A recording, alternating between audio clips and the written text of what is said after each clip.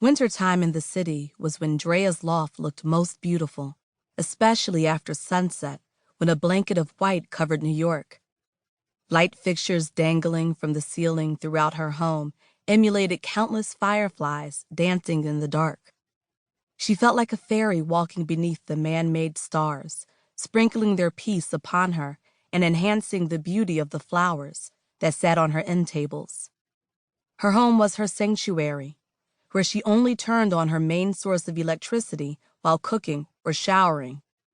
She was in search of peace, and the idiot box along with social media were distractions she was sure would ultimately lead to a reoccurring downfall. Draya's favorite part of winter was when it snowed. No flurries that would be erased the next day, but full-fledged snow determined to make its mark. She adored the snowflakes that piled themselves on the base of her ceiling-to-floor windows. Draya felt shut in, locked away, and segregated from the world. She felt pushed into a corner of her own and loved it. Draya sat in front of her easel, sketching away in the dark while Mother Nature covered Brooklyn in a flurry of snow that fed her soul. She never thought out what she'd draw. Instead, she'd allow the voice from within to take charge and cry itself out on paper. Sometimes, the paper would tear, bringing to life a hint of pain, while most of the time, it would spew a violent act of rage, submerged in a rainstorm of tears. Draya liked the latter moments.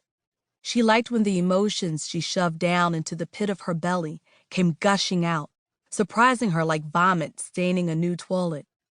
For the time, she felt free and empty of the disguise she tried to hide. She felt human, forgetting she was home and protected from men and women who mistook her for being pregnant and stared at her face's slight disfigurement. Draya tried pulling down her crop top as far as possible. The stretchy material bounced back, returning to its true form, allowing her heavy, round, stretch-marked stomach to breathe. She pushed herself back on the chipped, scratched stool she feared one day would collapse beneath her 300-pound frame and took a broader look at the nightmare she brought to life. In the middle of every day, people walking through the streets of the Big Apple, absorbed inside their own worlds, laid a plump, umber-colored woman whose nakedness was covered by her floor-length dreads,